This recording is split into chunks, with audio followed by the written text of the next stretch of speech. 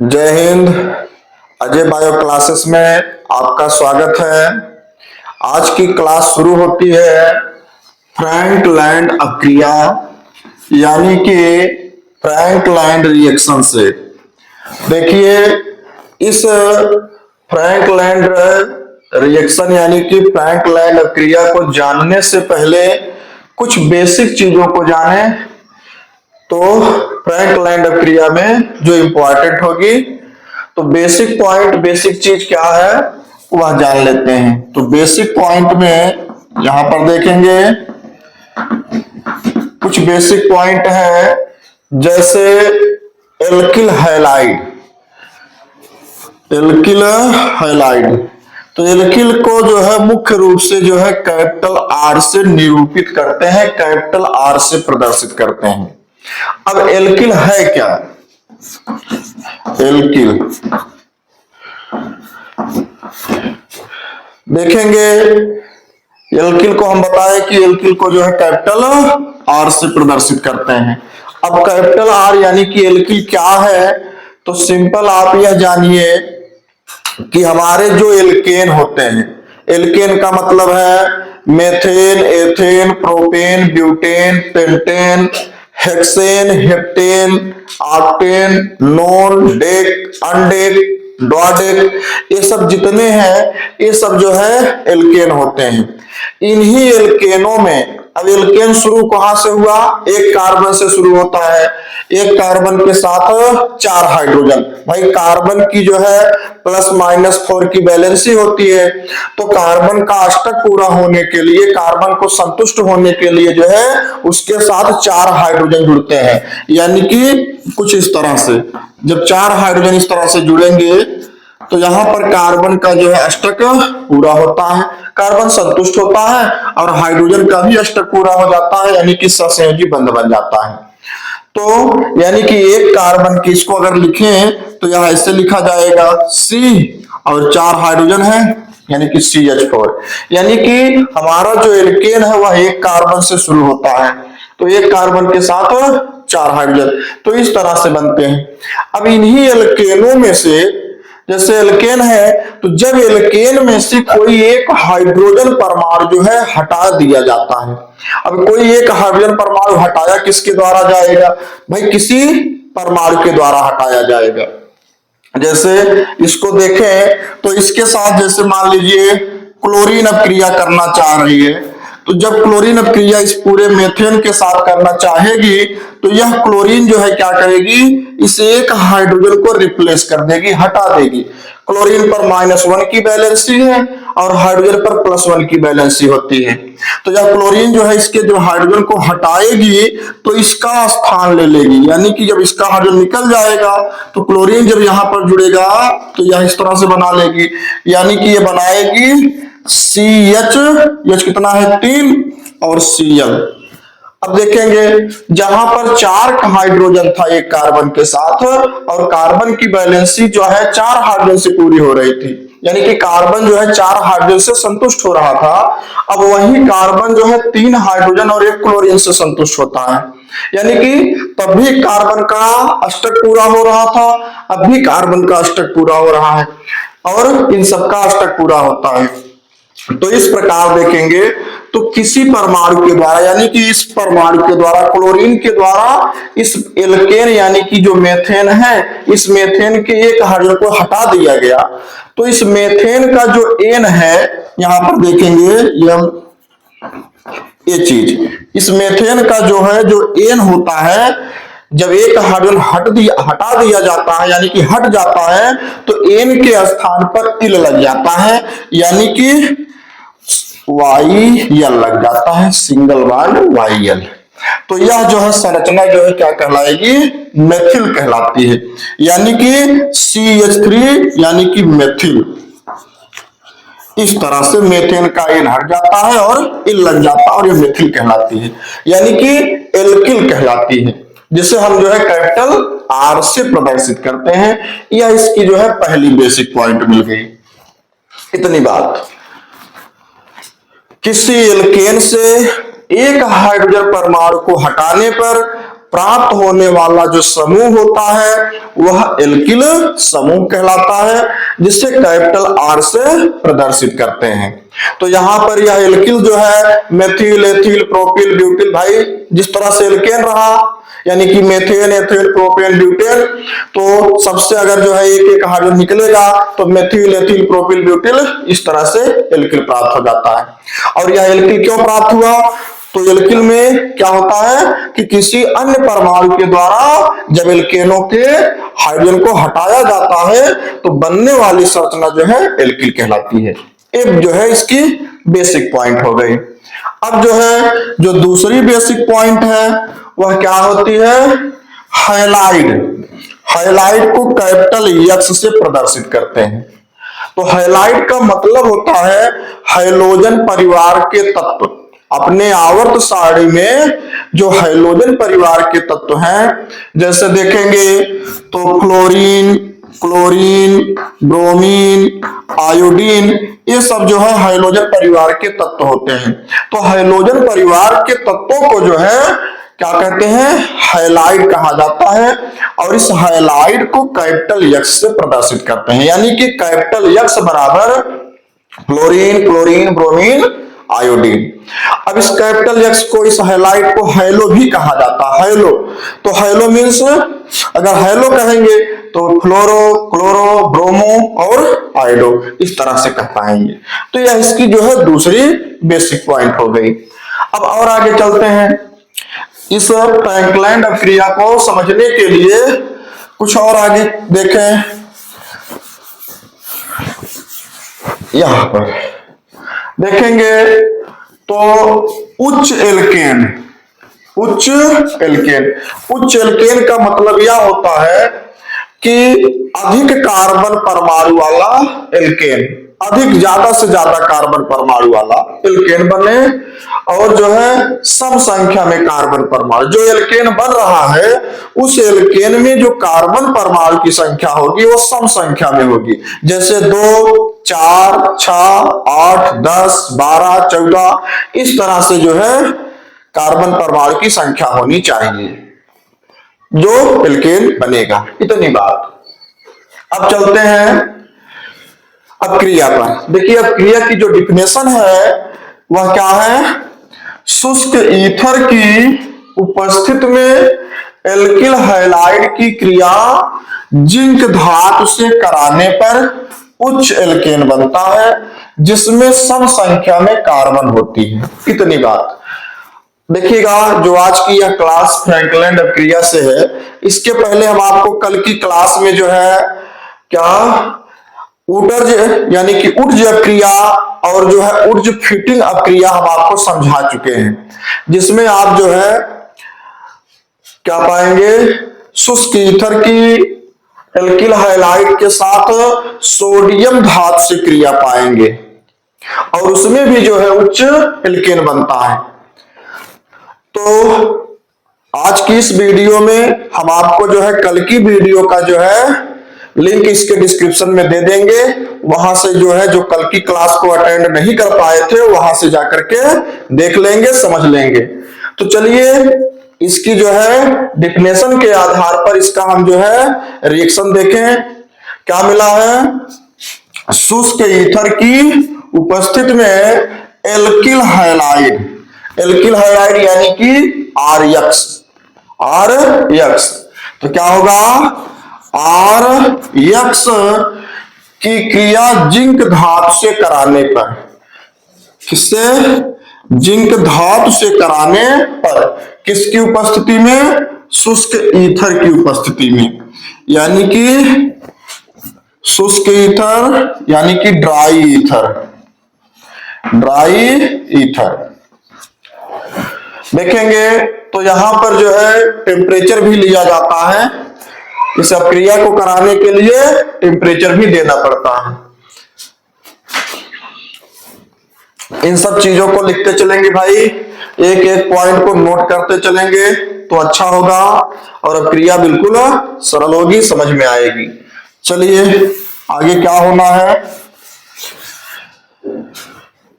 शुष्क ईथर की उपस्थिति में क्या किए, एल्किल हैलाइड यानी कि आरएक्स की क्रिया जिंक धातु से करा करके उच्च एल्केन प्राप्त करना, उच्च एल्केन बनाना, जिसमें जो है एल्केनों की संख्या जो है क्या हो, सम संख्या में। एल्केनों में कार्बन परमाणु की संख्या सम संख्या में होनी है। देखेंगे तो क्या होगा यहां पर, ठीक ऊर्ज क्रिया की तरह, ऊर्ज फिटिंग क्रिया की तरह इसमें भी मिल जाएगा। क्या होगा, यह जिंक धातु इस हैलाइड से अक्रिया करेगा यानी कि ZnX बनाएगा। और देखेंगे अब यहां पर एक चीज और नोट करना है कि जिंक को देखेंगे तो जिंक पर जो है क्या होता है, जिंक पर 2+ की वैलेंसी होती है। और जो है एक्स में देखेंगे यानी कि हाइड्रोजन परिवार के जितने तत्व होंगे, फ्लोरीन, क्लोरीन, ब्रोमीन, आयोडीन, इस एक्स में जो है क्या होगा, -1 की वैलेंसी होती है। तो सिंपल है, इस पर +2 की वैलेंसी है, इस पर -1 की वैलेंसी है, यानी कि एक जिंक के साथ 2 हैलाइड परमाणु का जुड़ना कंपलसरी होगा, तभी दोनों का अष्टक पूरा होगा, तभी दोनों संतुष्ट होंगे। यानी कि अब यहां पर जो है क्या होगा, यह ZnX2 बनाएगा, ZnX2 बनाएगा तो यहां भी जो है क्या होगा, इस तरह से। और इधर जो एल्किल है यह कुछ इस तरह से बन जाएगी, R ऐसे, इस तरह से क्रिया बन जाती है। अब यह इसका एक फार्मूला मिल गया, इतनी बात स्पष्ट हुई। क्या हुआ है, शुष्क ईथर की उपस्थिति में, अब इस क्रिया में यानी कि जो फ्रैंकलैंड क्रिया है इसमें शुष्क ईथर के साथ जो है टेम्परेचर भी देना पड़ता है। तो क्या हुआ है, एल्किल हैलाइड की क्रिया जिंक धातु से कराएंगे, करा करके उच्च एल्केन प्राप्त करेंगे, उच्च एल्केन प्राप्त होगा यानी कि ज्यादा से ज्यादा कार्बन परमाणु वाला, और जो है जिसमें कार्बन परमाणु की संख्या सम में होगी यानी कि सम इवन नंबर में होगी। इस तरह से हुआ क्या है, जिंक जो है हैलाइड से क्रिया किया, इस पर -1 की वैलेंसी और जिंक पर जो है +2 की वैलेंसी है, यानी कि एक जिंक के साथ 2 X यानी कि हैलाइड क्रिया करके ZnX2 बनाएगी। समीकरण को संतुलित करने के लिए इधर X2 है तो इधर हम जो है क्या किए, X2 किए, लेकिन इधर जो एल्किल है वह क्या किए, यहां भी जो है उच्च बना लेती है, बढ़ जाती है। तो इस तरह से मिल जाता है। अब चलिए इसका एक एग्जाम्पल देखें। एग्जाम्पल में क्या बनेगा, एग्जाम्पल देखिए यहां, चलिए एग्जाम्पल में हम जो है मेथिल क्लोराइड ले लें, CH3Cl, इस तरह से, यानी कि मेथिल क्लोराइड यानी कि इसको क्लोरोमेथेन भी कहा जाता है। तो मेथिल क्लोराइड की क्रिया जिंक धातु से करा करके कराएंगे, किसकी उपस्थिति में, ड्राई ईथर की उपस्थिति में, ड्राई ईथर। थोड़ा टेम्परेचर देंगे इसको, क्या होगा, इस Zn पर जो है +2 की वैलेंसी, Cl पर -1 की वैलेंसी, यानी कि एक जिंक के साथ 2 क्लोरीन की उपस्थिति होनी चाहिए, यानी कि यह बनाएगा ZnCl2, इस तरह से बना लेगा। और जो है वैलेंसी को पूरा करने के लिए इस तरह से Cl2 हो गया, और इधर जो है यह क्या करेगा, CH3 इस तरह से बना लेगा, यानी कि इसको हम लिख पाएंगे क्या, C2H6, यानी कि यह क्या हुआ है, C2H6 यानी कि एथेन बन गया, एथेन बना लेगी। अब एथेन जो है, इस एथेन में देखेंगे तो यहां पर तो हम जो है CH3Cl लिए थे ना, मेथिल क्लोराइड लिए थे, यानी कि कम कार्बन परमाणु वाला लिए थे, लेकिन इसका 2 गुना इधर प्राप्त हो गया, यानी कि उच्च एल्केन बन गया। और इस उच्च एल्केन में जो कार्बन परमाणु की संख्या है वह किस रूप में है, सम संख्या में, यानी कि 2 कार्बन है। तो इस तरह से जिंक की क्रिया मेथिल क्लोराइड से यानी कि क्लोरोमेथेन से करा करके, यह जिंक जो है इस क्लोरीन के 2 अणु से क्रिया करके ZnCl2 बनाएगा, और यह जो है CH3CH यानी कि C2H6 बना लेती है। इतनी बात। अब इसी तरह से कुछ और एग्जाम्पल है, देखेंगे तो यहां पर जैसे C2H5Br, इस तरह से C2H5Br की अपक्रिया जिंक धातु से करा करके शुष्क ईथर की उपस्थिति में क्या प्राप्त करेंगे। चलिए अब क्रिया को पूरा कीजिए, क्या बनेगा, क्या होना है यहां पर, यह जिंक इस ब्रोमीन से क्रिया करेगी, Br से क्रिया करेगी, तो क्या बनाएगी, ZnBr2 बनाएगी। उसके बाद इतनी संरचना देखेंगे तो समीकरण संतुलित करने के लिए Br2 है, इधर भी हम कर देंगे 2C2H5Br हो जाएगा। और देखेंगे इसके आगे कुछ इस तरह से, यहां पर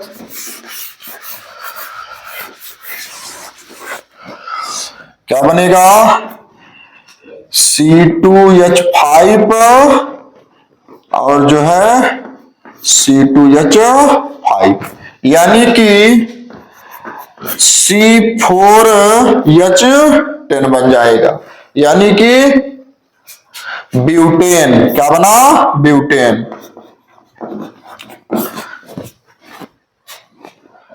ब्यूटेन बन गया।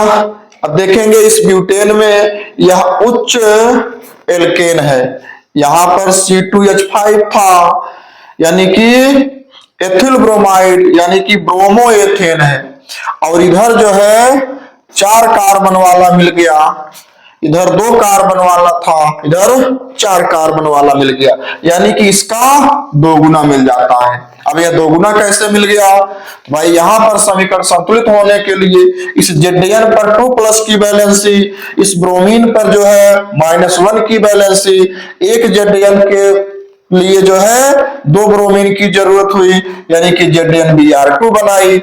अब इसलिए यहां पर जो है ब्रोमीन इधर 2 है तो इधर भी 2 होना चाहिए, तो 2 से हम मल्टीप्लाई कर दिए हैं, यानी कि 2 मोल ले लिए हैं, तो यहां पर 2Br हो गया, और यह भी तो जो है 2 बार हो गया, तो C2H5 कर दिए, यानी कि इसका 2 गुना इधर बन गया, उच्च एल्केन बना। और इसे उच्च एल्केन में जो कार्बन परमाणु की संख्या बनी है वह सम संख्या में है, यानी कि C4 है, इवन नंबर में है, यह ब्यूटेन बना लेती। इस तरह से अपक्रिया मिल जाएगी।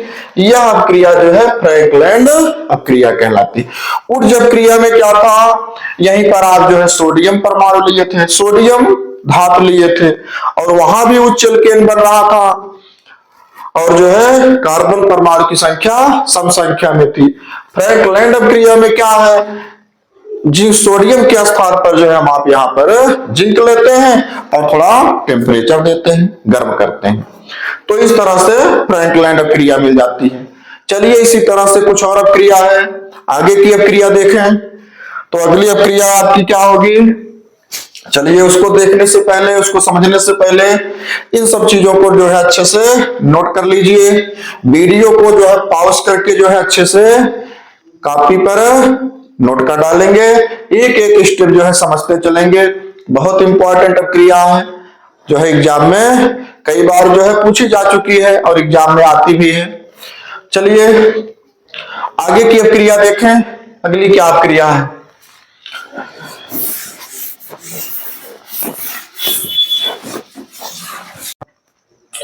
तो अगली अपक्रिया आपकी है फ्रुंड अपक्रिया, यानी कि फ्रुंड रिएक्शन। देखेंगे तो जब कम से कम 3 कार्बन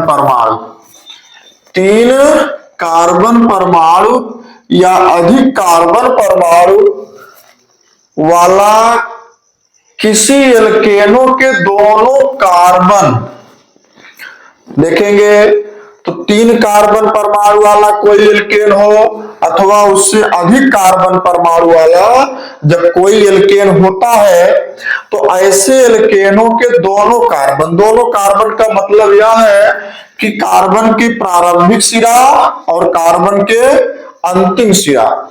जैसे देखेंगे अगर 3 कार्बन परमाणु वाला कोई एल्केन है, जैसे यहां पर CH3 CH2 CH3 इस तरह से है, तो इस एल्केन में इसका कोई प्रारंभिक कार्बन, जैसे अगर यहां से शुरू करेंगे तो इसका प्रारंभिक कार्बन यह हो जाएगा और अंतिम कार्बन यह होगा। यहां से शुरू करेंगे तो प्रारंभिक कार्बन यह होगा और अंतिम कार्बन यह होगा। तो बस यही बात है कि जब कम से कम 3 कार्बन परमाणु या अधिक कार्बन परमाणु वाला कोई एल्केन है और उस एल्केन के दोनों कार्बन यानी कि प्रारंभिक सिरा और अंतिम सिरे के कार्बन से जब कोई हाइड्रोजन परमाणु जुड़ा हो, प्रारंभिक कार्बन पर जो है हाइड्रोजन परमाणु और अंतिम सिरे के कार्बन पर हाइड्रोजन परमाणु जुड़ा होगा, तो कह रहा है तब अभिक्रिया शुष्क ईथर की उपस्थिति में जब जिंक धातु से कराई जाएगी तो जो है बंद श्रृंखला वाला एल्केन प्राप्त होता है। अभिक्रिया जो है फ्रुंड रिएक्शन यानी कि फ्रुंड अभिक्रिया कहलाती है। चलिए इसका अभिक्रिया देखेंगे, इसका जो है रिएक्शन क्या है, कम से कम 3 कार्बन परमाणु वाला, हम 3 कार्बन परमाणु वाला अगर लें और जो है दोनों सिरे पर हाइड्रोजन परमाणु को जोड़े, यानी कि हम Cl क्लोरीन को अगर जोड़े तो इस तरह से Cl, उसके बाद CH2 3 कार्बन परमाणु वाला एल्केन ले लिए हैं और इसके अंतिम सिरे पर भी हम जो है क्लोरीन यानी कि हाइड्रोजन को जोड़ देंगे। कम से कम 3 कार्बन परमाणु वाला एल्केन और दोनों इसके प्रारंभिक और अंतिम सिरे पर जो है हाइड्रोजन परमाणु लेते हैं। अब जो है क्या करेंगे, इसकी अभिक्रिया जो है किससे कराएंगे, जिंक धातु से कराएंगे। जिंक से जब कराते हैं तो जिंक से कराएंगे किसकी उपस्थिति में, यहां पर देखेंगे कुछ इस तरह से, किसकी उपस्थिति में, शुष्क ईथर यानी कि ड्राई ईथर की उपस्थिति में, ड्राई ईथर की उपस्थिति में जब कराएंगे तो कह रहा है कि बंद श्रृंखला वाला एल्केन प्राप्त होता है। यानी कि क्या होगा, Zn पर जो है 2+ की वैलेंसी है, इस Cl पर -1 की वैलेंसी और इस Cl पर -1 की वैलेंसी, यानी कि +2 की वैलेंसी को संतुष्ट करने के लिए Cl-1 और Cl-1 ये दोनों, यानी कि इसके साथ यह और यह दोनों जो है क्या करेंगे, इसके साथ जो है ZnCl2 बन के निकल जाएंगे और जो इतनी संरचना बचेगी यह बंद श्रृंखला वाला एल्केन बना लेगी। अभी तो खुली श्रृंखला वाला एल्केन था, अब यह बंद श्रृंखला वाला एल्केन बनाएगी तो क्या बना लेगी, इस तरह से CH2 उसके बाद जो है CH2, यानी कि क्या बनाएगी, इस तरह से साइक्लोप्रोपेन बना लेती है। इस तरह से बंद श्रृंखला वाला हो गया तो साइक्लो और जो है 3 कार्बन वाला प्रोपेन, सिंगल बॉन्ड के लिए N, 3 कार्बन के लिए प्रो, यानी कि प्रोपेन बन गया। कुछ नहीं है भाई, बहुत इजी है, थोड़ा सा दिमाग लगाना है। आपसे कहा कि कम से कम, देखो इसमें कम से कम 3 कार्बन परमाणु वाला एल्केन होना चाहिए, अधिक से अधिक कितना भी एल्केन हो, अधिक से अधिक कार्बन परमाणु वाला एल्केन होगा तो चलेगा। अब क्रिया क्या कराएंगे, हाइड्रोजन परमाणु से कब, इसके प्रारंभिक सिरे और अंतिम सिरे पर हाइड्रोजन परमाणु को जोड़ करके जिंक धातु से क्रिया कराएंगे शुष्क ईथर की उपस्थिति में और जो है क्या बनना है, बंद श्रृंखला वाला एल्केन प्राप्त होता है। अब क्रिया आपकी जो है फ्रुंड क्रिया यानी कि फ्रुंड रिएक्शन कहलाती है। तो इसी तरह से आपको जो है आगे की क्लास में यानी कि कल की क्लास में जो है और भी अब क्रियाएं आपको मिलेंगी। तब तक के लिए जो है हाँ, एक चीज आप और यहाँ पर ध्यान देंगे, वीडियो को जो है अच्छी तरह से जो है देखेंगे, वीडियो को स्किप नहीं करेंगे, वीडियो को पॉज करके जो है एक एक स्टेप जो है नोट करते चलेंगे। तो भाई जो है क्लास मजेदार होगी, अच्छा समझ में आएगा और जो है हमारा प्रयास रहेगा कि आपको जो है अच्छा से अच्छा समझाया जाए। अभी तो अब क्रिया की बात है, अब क्रिया का मैकेनिज्म आपको मिलेगा और इस तरह से जो है आपको अच्छी जितनी अब क्रियाएं लगभग आपके एग्जाम में, बोर्ड एग्जाम में पूछी जाती हैं, वह क्रिया आपको जो है पर डे की क्लास में जो है अभी आपको दिया जाएगा। तो आज की क्लास यहीं पर खत्म होती है। कल की अगली जो क्लास होगी आगे आपको जो है कुछ नई क्रिया के साथ मिलेगी। तब तक के लिए धन्यवाद, जय हिंद।